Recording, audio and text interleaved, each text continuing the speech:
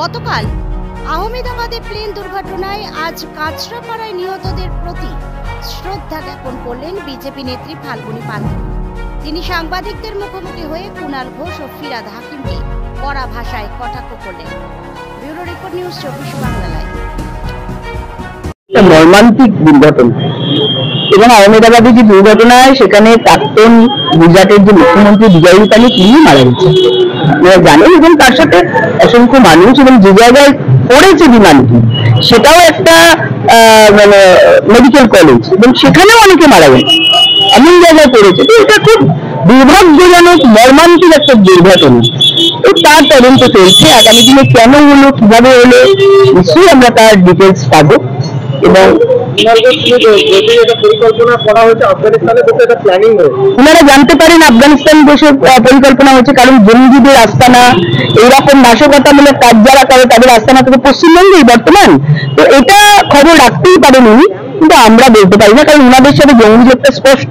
সেই জন্য এই ধরনের ঘটনা ওনারা যেরকম বলতে পারেন আমরা পারি না, আমরা তদন্তের উপর বিশ্বাস করি। মালদা, মুর্শিদাবাদ, তারপরে এই শহর কলকাতাতে দেখা গেল এই ঘটনা, হিন্দুদের মন্দির ভাঙা হল, তুলসী মণ্ডপ ভাঙা হলো। দেখুন, এটা পশ্চিমবঙ্গ থেকে পশ্চিম বাংলাদেশে নিয়ে যাওয়ার যে প্রচেষ্টা, দেখুন একটা তুলসী মন্দির মহেশতলা, সেই মালদা, সেই মুর্শিদাবাদ, সেই মহেশতলা এবং কোচকে সেই মমতা, মানে তিনি সব মগুলো একসাথে জুড়ে গেছে।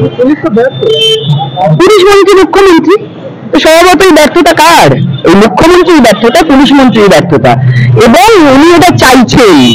এখন দাঙ্গাবাজরা, এই পুলিশ, তৃণমূল সব একসাথে মিলেমিশে অ্যাকচুয়ালি প্রশাসনের, তৃণমূলের বিটিং হচ্ছে প্রশাসন। তো স্বভাবত এখানে আমরা যখন কালকে প্রোটেস্ট করতে গেছি, অমানুষের মতো মহিলাদের পিটিয়েছে, তাদের জামা কাপড় ছিঁড়ে দিয়েছে, তাদের লাঠিচার্জ করেছে, কিন্তু তাদের দেশও দিয়েছে। অথচ তার কিছুটা আগে গিয়ে তৃণমূল এবং সন্ত্রাসবাদীরা বসেছিল সেখানে, তাদের কিন্তু এই পুলিশ কিছু বলেনি। মহেশতলায় যদি তুলসী মন্দির এইভাবে ভেঙে ফেলা হলো, উপড়ে ফেলা হলো, এবং সেখানে যখন এরকম ঘটনা ঘটে গেল তখন কিন্তু পুলিশ সেখানে পৌঁছায়নি। ঠিক মুর্শিদাবাদে যেরকম, মালদায় যেরকম ঘটনা ঘটেছিল, মুর্শিদাবাদে যেরকম ঘটনা ঘটেছিল, ঘটনার 4 ঘন্টা পরেও পুলিশ পৌঁছাতে পারেনি। ঠিক সেম কেস। মানে আমরা দেখতে পাচ্ছি যেখানে এই ধরনের জঙ্গি যোগ, এই ধরনের সন্ত্রাসবাদী যোগ, এরকম বিদেল গাইডের যোগ আছে, সেখানে মমতা ব্যানার্জির পুলিশ সেখানে পৌঁছায় না, কারণ যোগটা তো তাদের সাথেই বেশি। একটু আগে বলছিলেন না কুণাল ঘোষ বলেছেন, কুণাল ঘোষ তো বলবেন ওদের সাথেই বেশি তাদের যোগ রয়েছে, অর্থাৎ তাদের ভাষাটা কুণাল ঘোষই ভালো বলতে পারেন। প্রশাসন থেকে বলা হচ্ছে বিজেপি নেতা একটা যুক্ত রয়েছে কলকাতার ঘটনাতে। বিজেপির নেতা যদি যুক্ত থাকে, যখন ওই তুলসী মন্দিরটা উপড়ে ফেলা হয়েছিল তখন কে ছিল? তাকে চিহ্নিত করেছে, সেটা কি বিজেপির নেতা ছিল?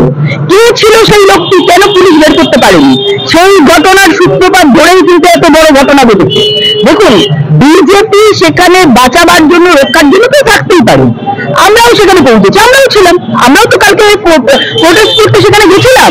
আমরা প্রোটেস্ট করতে সেখানে তুলসী গাছ বসিয়ে মাননীয় আমাদের রাজ্য সভাপতি, আমাদের এমপি, মন্ত্রী তিনি গেছিলেন সেখানে আর একটা তুলসী মন্দির বসিয়ে, যে তুলসীর অপমান করা হয়েছে, তুলসী মায়ের অপমান করা হয়েছে, সেইটাকে তিনি রক্ষা করার জন্য সেখানে গেছিলেন।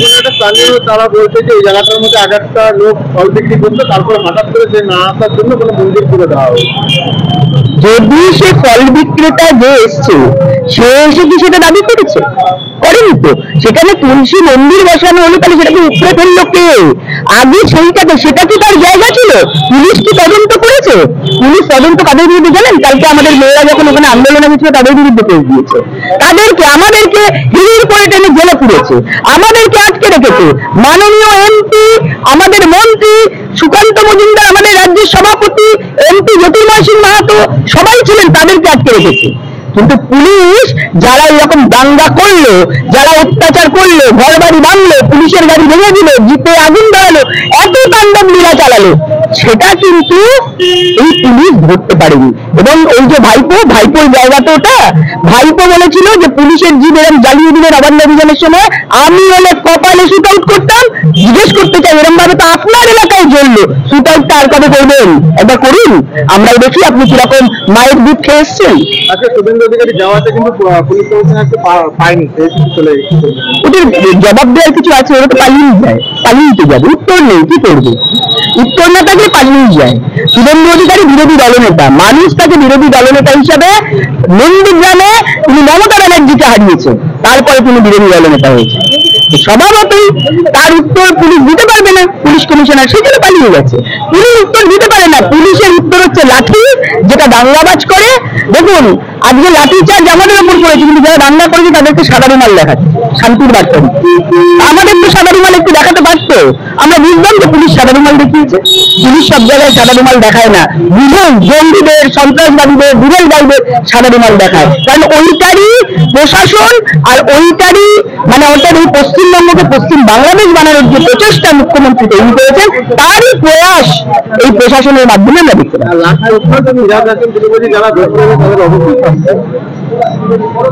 তাহলে তো সবার আগে ফিরে রাখলে শাস্তি হওয়া উচিত। তিনি তো মিনি পাকিস্তান বানাতে চাই, সেই জন্য তো এই দাঙ্গা। তিনি তো বলেছেন যে হিন্দু ও জন্মান্তটা সব থেকে বেশি দুর্ভাগ্য। উনিই তো বলেছেন যে দাওয়াতে ইসলাম আসুন, আমি দাওয়াতে ইসলাম দেবো। তিনিই তো বলেছেন, আমরা আজকে সংখ্যালঘু রয়েছে, আগামী দিনে সংখ্যাগুরু হবো।